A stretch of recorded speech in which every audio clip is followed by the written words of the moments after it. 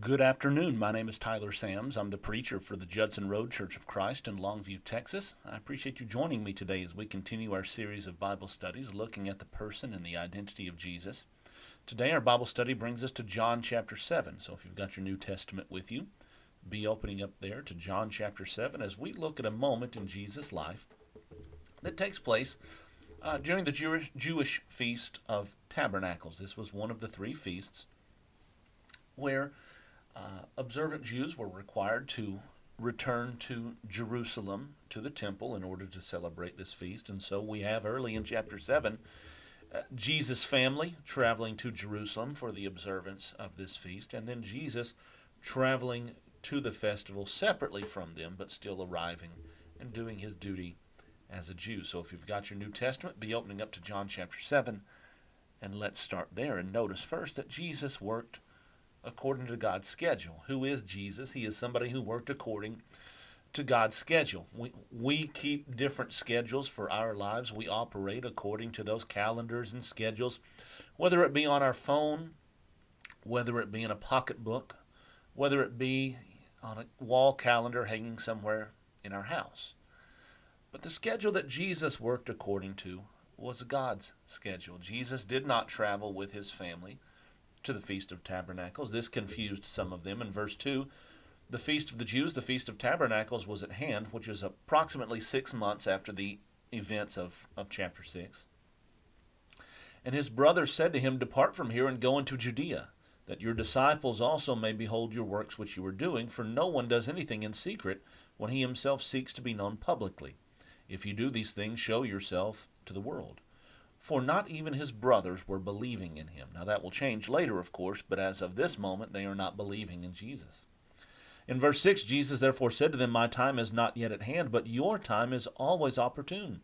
The world cannot hate you, but it hates me because I testify of it that its deeds are evil. Go up to the feast yourselves. I do not go up to this feast because my time has not yet fully come."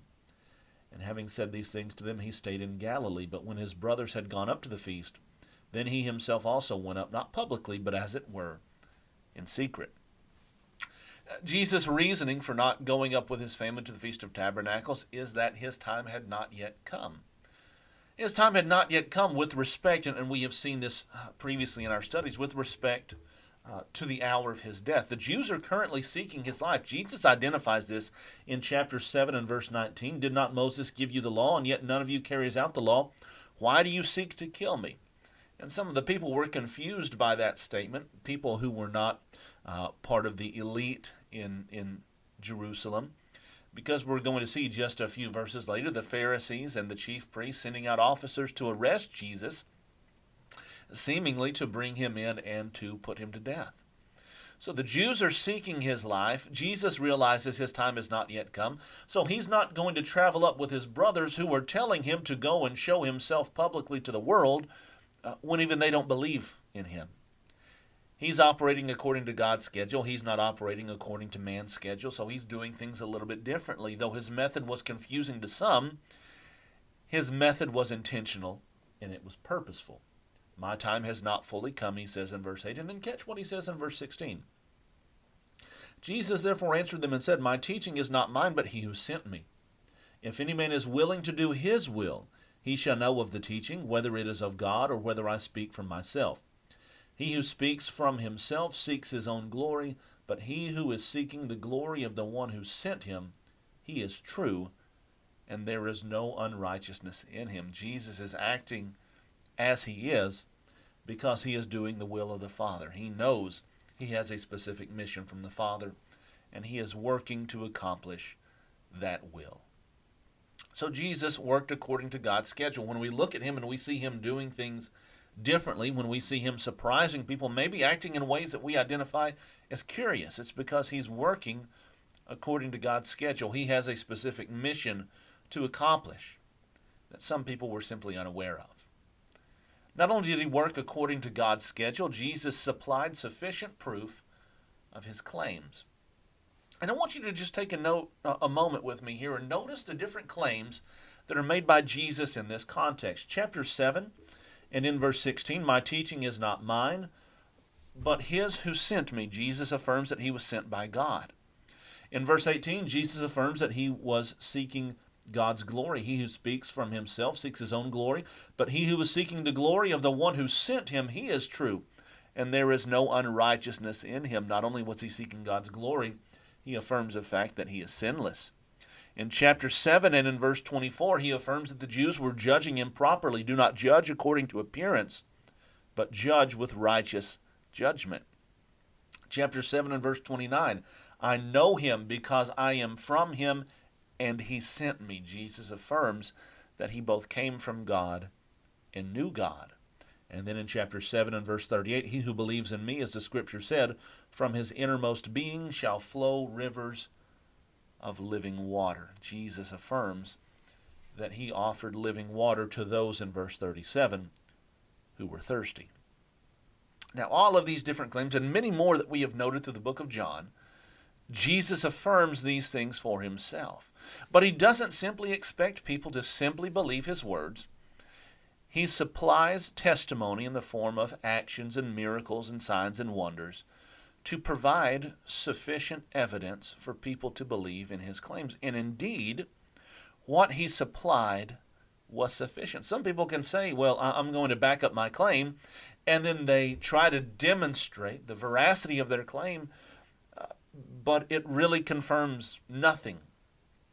But that's not the case with Jesus. What he demonstrated, what he did, proved and convinced people beyond the shadow of a doubt about who he was, convicted people in their hearts as to his identity. Look at chapter 7 and verse 21.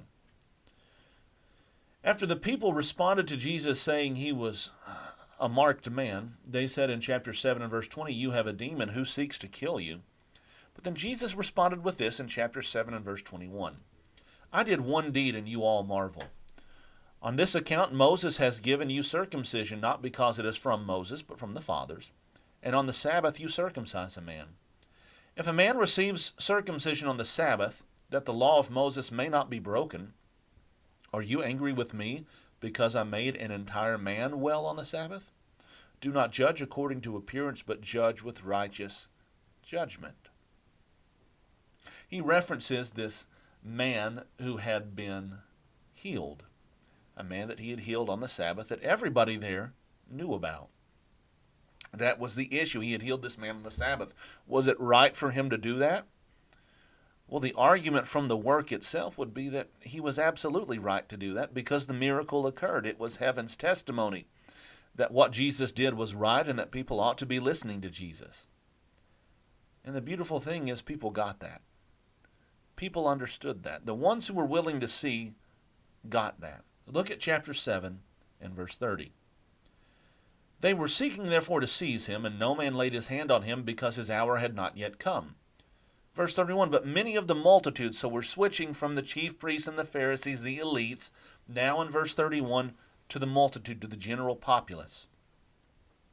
Many of the multitude believed in him, and they were saying, when the Christ shall come, he will not perform more signs than those which this man has, will he? What did they get? They get that Jesus was supplying testimony for his claims to the miracles that he was working, and that those miracles stood as authentic, believable testimony.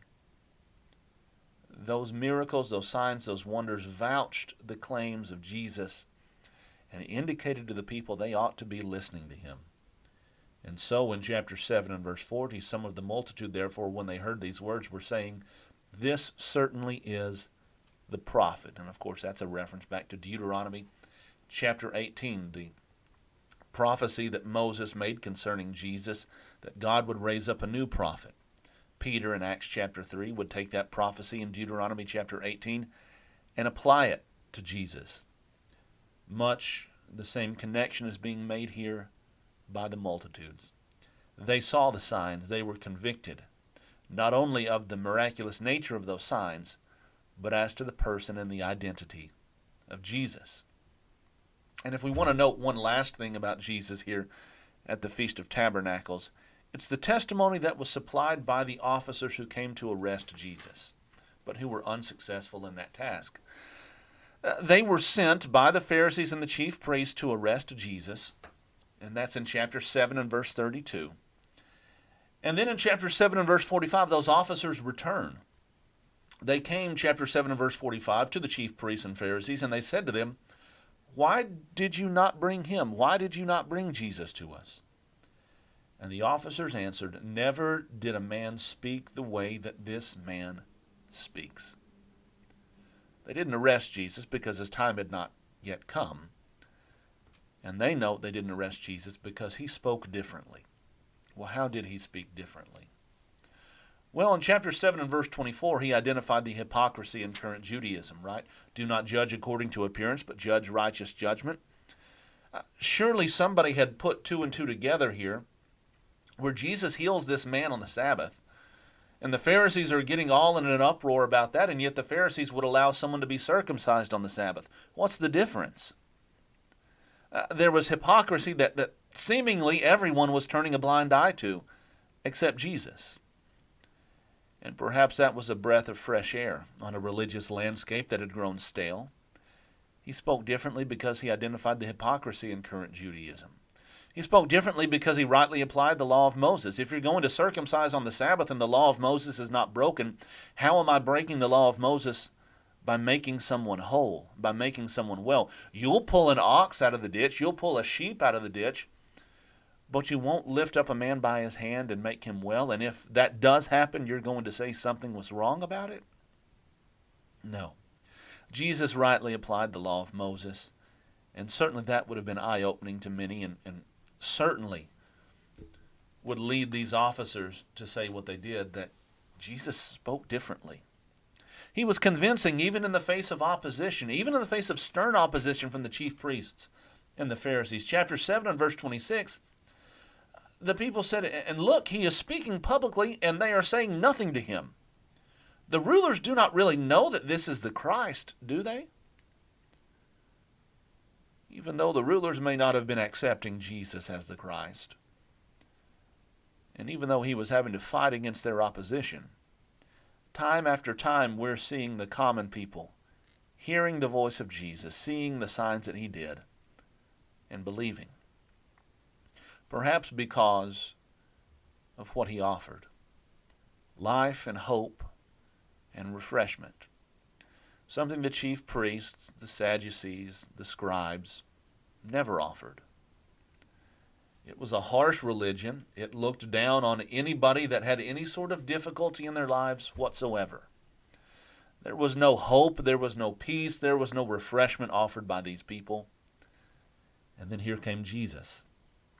In verse 37, on the last day of that great feast, Jesus stood and cried out, saying, "If any man is thirsty, let him come to me and drink." Where do we ever see the Pharisees making an offer like that? If anyone is thirsty, let him come to me and drink. He who believes in me, as the Scripture said, from his innermost being shall flow rivers of living water.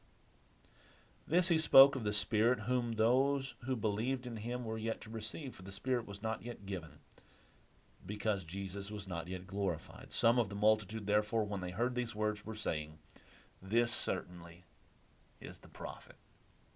So we step back and look at Jesus here at the Feast of Tabernacles, and we note that he worked according to God's schedule.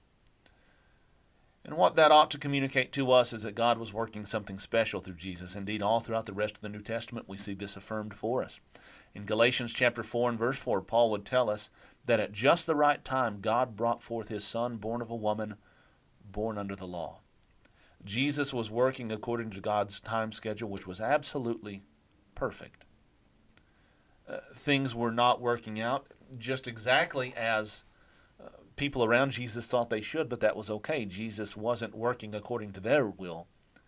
He was working according to the will of the Father.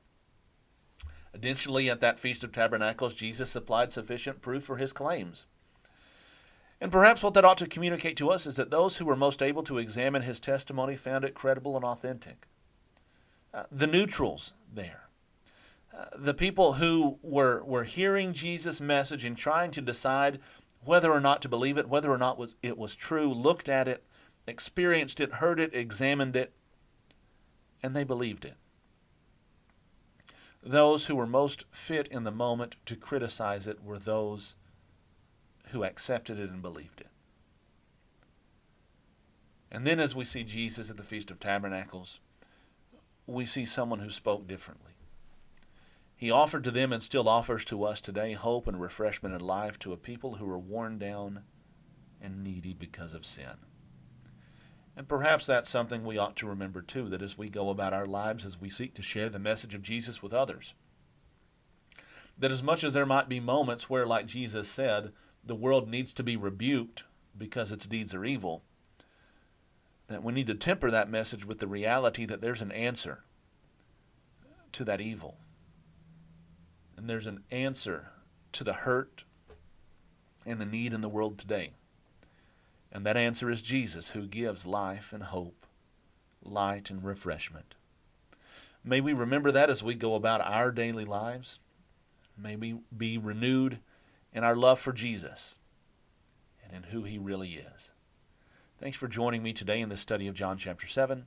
I hope you have a fantastic start to your week, and I look forward to being back with you Wednesday evening.